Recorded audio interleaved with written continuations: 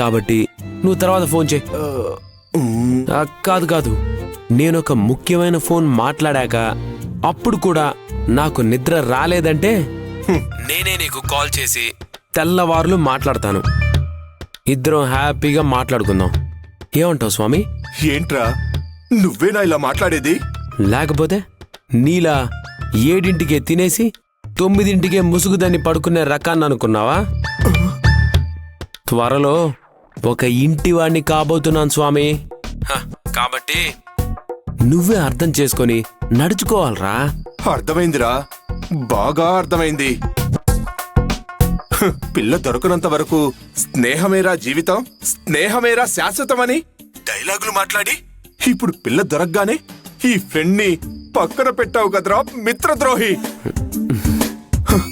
నీ భవిష్యత్తు ఆహా ఓహో అంటూ వెలిగిపోతుంది మావా, వెలిగిపోతుంది. రే నేను నిన్ను పక్కన పెడతానా చెప్పు? నువ్వు నా చెడ్డీ దోస్తువురా. ఒకవేళ అక్షయ ఫోన్ చేసిందే అనుకో, ఎంగేజ్ వచ్చిందే అనుకో, తప్పుగా అనుకోదా చెప్పు?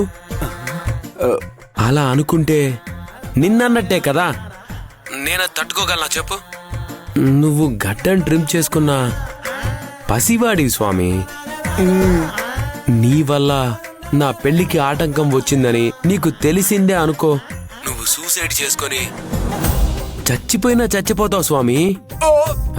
అందుకే నువ్వు బాగుండాలని కాస్త కఠినంగా మాట్లాడాను. దానికే ఇంతలా ఫీల్ అవుతున్నావేంట్రా స్వామి? సర్లే మామా, నన్ను క్షమించు మామా.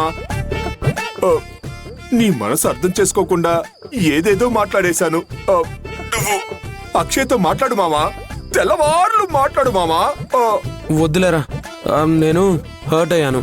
అరే, నేను నీ స్వామిని చెప్తున్నాను రా, మాట్లాడు. సరేరా, నా స్వామి నువ్వు చెప్తున్నావు కదా, మాట్లాడతాను.